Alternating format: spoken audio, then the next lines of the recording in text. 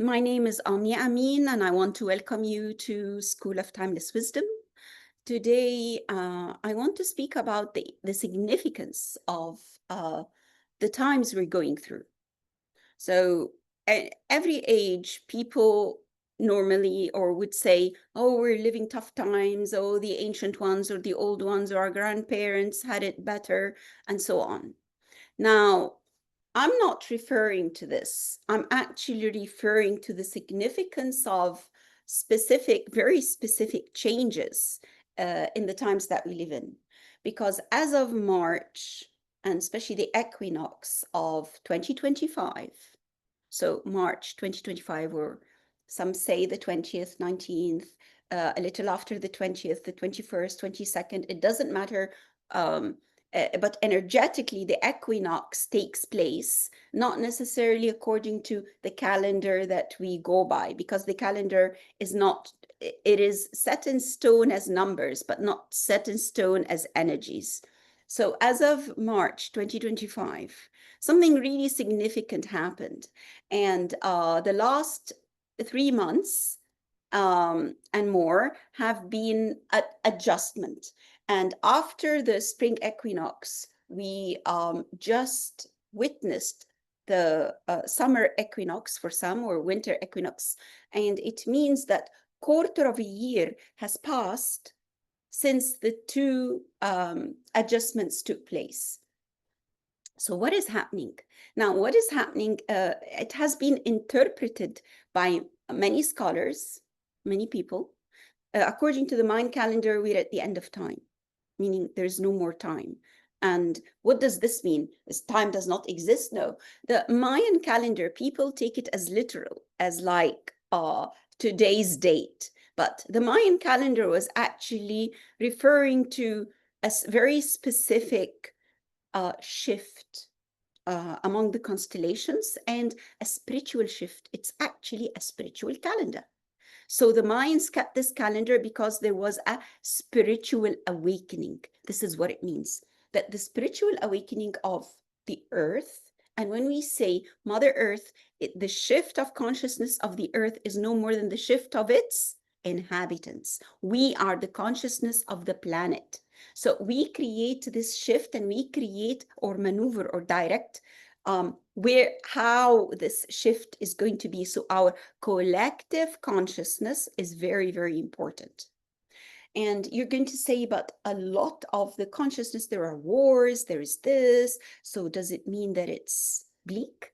No, because the collective consciousness, not every place is going through turmoil. The collective consciousness is made out of an average sum of everyone. And I want to tell you something, like when your consciousness is directed towards the light, let's say your consciousness is directed towards the light, but you've got two people whose consciousness is directed towards heavy energy. Yours cancels theirs out, because always the light consciousness or positive thinking is much stronger than any negative or undesirable thought. So this is why they always advise you, if you catch yourself thinking negatively, immediately, just there and then, cancel it. How do you cancel it? You don't go back in time and cancel it and change it. No, you cancel the way you shift. You shift your attention, you shift your feelings, you shift your energy to something that makes you happier, joyous, lighter. And the most important is utter this shift into existence. Give it a creation, give it a sound. We spoke about the significance of sound, because if anything in the world is magic, it is the magic of sound. Thought precedes sound, but you can cancel the thoughts. But once sound is uttered, it is a creature, it is a creation, it is there, it will not disappear. But it's canceled out by saying something that is more positive and that will resonate and engulf it. And why did the ancient ones write? The ancient ones wrote on stone, in their temples, on animal hides, papyrus, you name it, leaving a form in pictorial form. Usually they used pictorial sorts of writing or symbols. So pictures were left by the, for example, ancient Egyptian civilization. You go and you see that the writing is live. What is significant about this is that it's pictures. You cannot change a picture.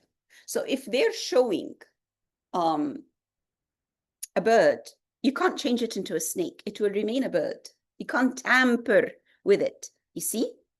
So it preserves. So what is this doing? It is preserving and encoding into the consciousness of humanity on the walls of these temples. And for as long as these walls with the pictographs are there, are alive, are standing, they are functioning.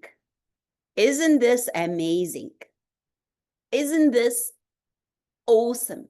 So it means for all these millennia, not just centuries, the ancient ones have left something behind, and it is still in function. It is still happening. It is still alive. It is still resonating. We spoke about the power of vibration. So the picture, once seen, what is happening is vibrating inside of you. If no one is there to see it, it is vibrating into the space around it and around in the universe. So it is actually creating its own vortex of time, place, resonance, space, resonance, creation. This is so important to understand. So please understand the power of what is seen, written, heard, because it is not just affecting the environment, it's affecting you. The intelligent question here is, what if they didn't have the best kind of like consciousness in mind to leave something positive for the rest of humanity? Well, usually the priesthood, the nobility, were the ones who are in power, and they were enlarging this, or they were supervising projects, or they were building and approving or disapproving specific pictographs or languages that are written on these walls of the temples or left behind. And this is here because they knew what they were doing. It would be very sad if they didn't know what they were doing. So in ancient Egypt, why is it still a magnet? Why does everyone want to go there? It is the Akashic record of humanity. What does Akashic record mean? That I'm going into the past? That I'm traveling? No, that I am in alignment, aligning myself with the vibration of what is resonating on the walls of these temples. So this is why you enter a space, and there are specific temples for those who came with me to the Egypt trip, where we feel happy, we feel joy, we feel expansion. We say this is the temple dedicated to opening the heart chakra, and we do feel an expansion there. This is the temple for the third eye, and something about us feels lighter. There are other temples where we go and we feel not so good. And I did say, I'm not doing this temple. We're not going there because there is heavy energies.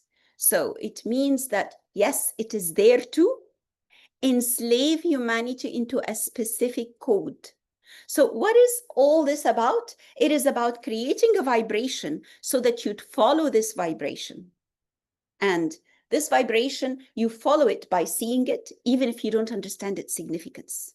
It is seeing it means it has entered your psyche through the symbol or image.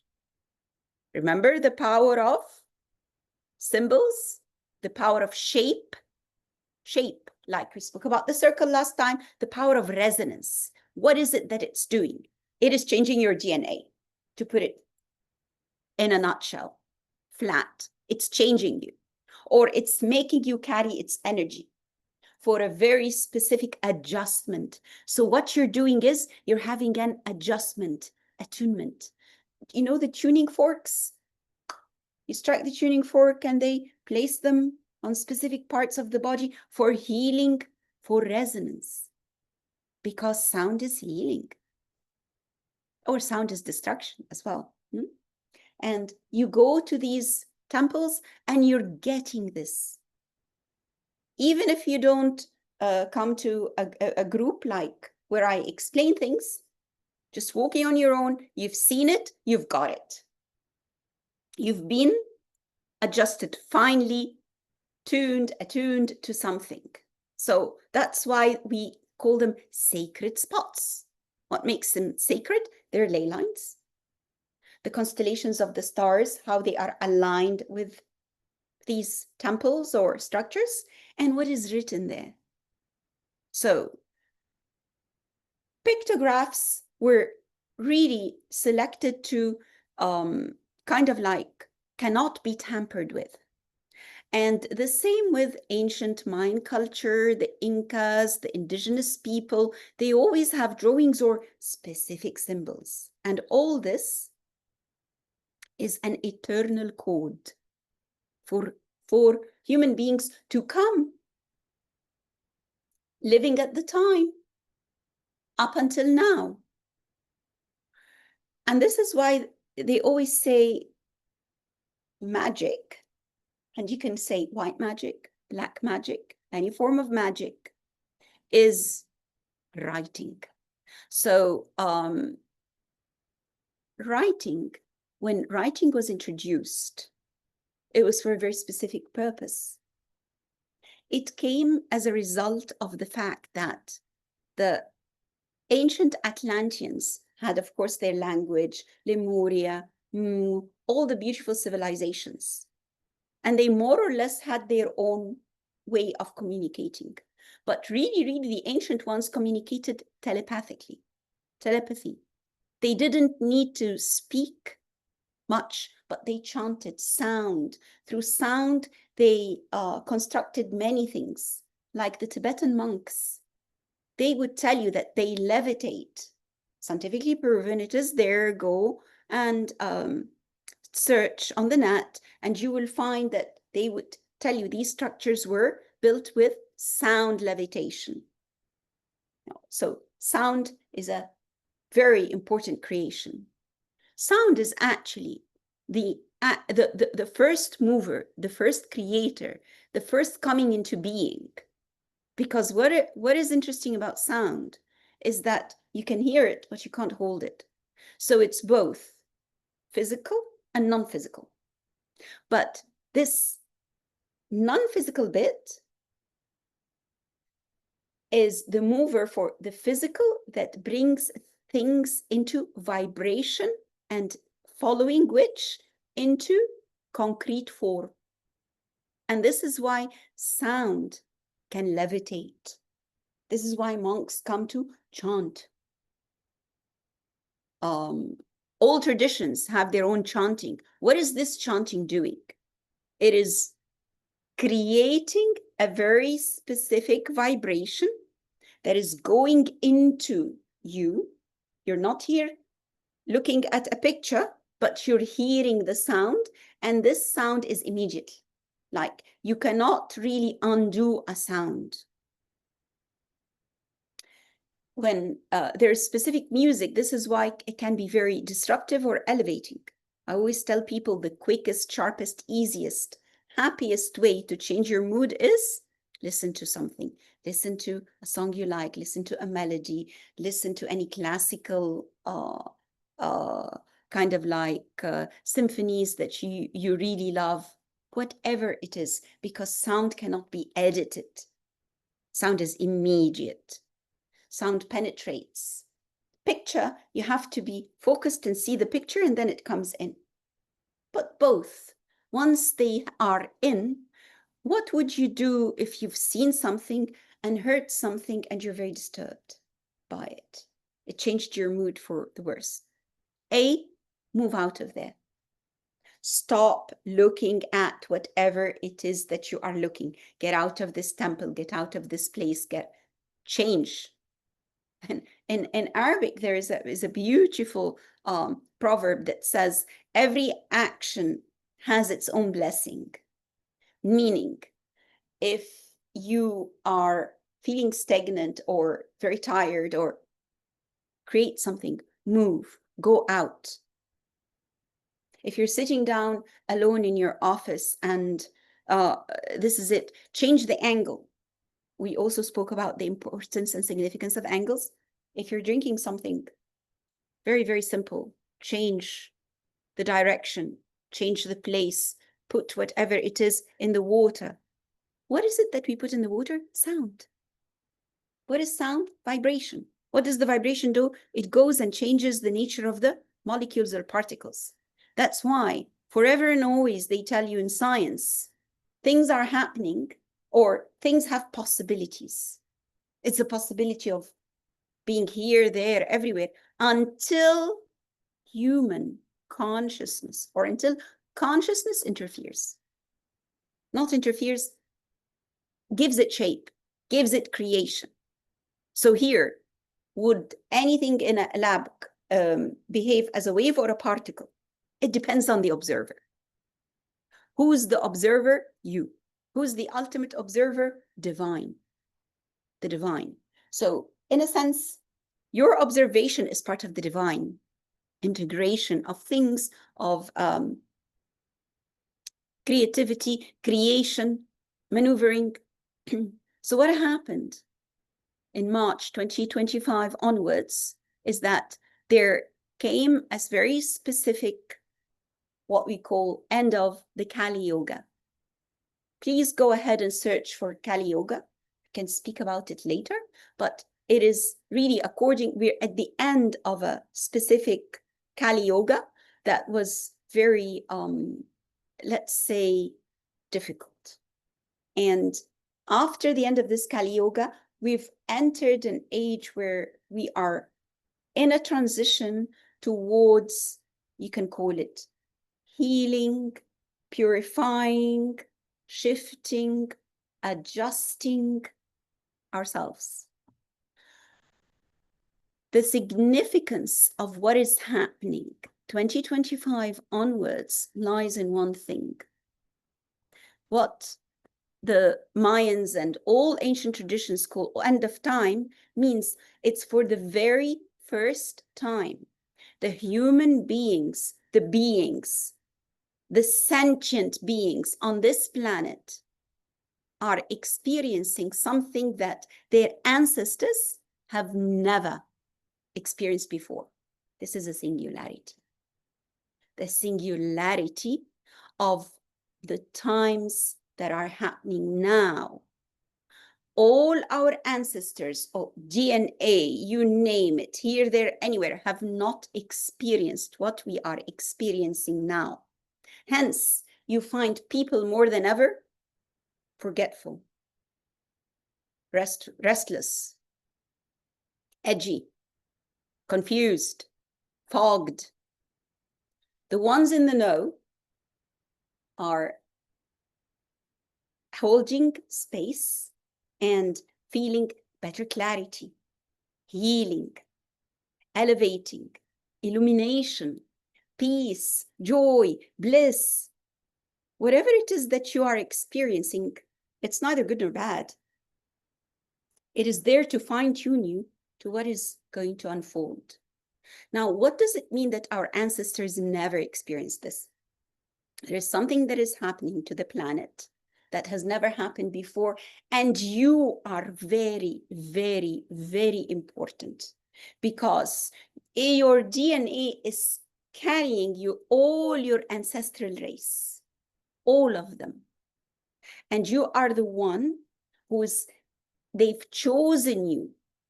You are so privileged to carry them all into what is launching, what is unfolding. And it is an ascension on many levels, not just speaking physical. I'm speaking about consciousness, DNA, illumination. Opening the chakra, the heart chakra is very important, into a space that it has never, and I'm repeating this, it is opening the heart chakra, expanding the heart chakra into a place that has never happened before on the planet. And you are the carriers of this. You are the ones anchoring this. You are the privileged beings. You are very important, very important. Even if you're no more than, you'd say, well, I'm only a housewife. I'm only a cleaner. I'm only holding this small job somewhere. I'm no intellectual being. Doesn't matter.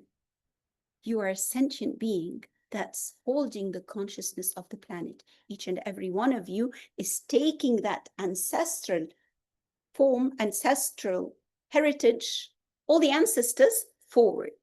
So think, where do you want to go now onwards? Where? What is it you want to do? This is your responsibility. It's a huge responsibility. You're holding responsibility that none of your ancestors have had before. This is unbelievable, because you're really holding the fate of all the ancestral consciousness, DNA, light, line, and choosing how you're going to move with it forward. So, first of all, be grateful, because they are grateful and chose you as a soul. Before you came here, they all said, we want X, we want Y to represent us during this time. And you're the end result of what they were carrying, who they are.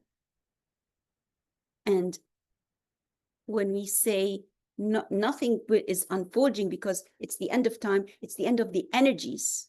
So we are creating the new energy forward.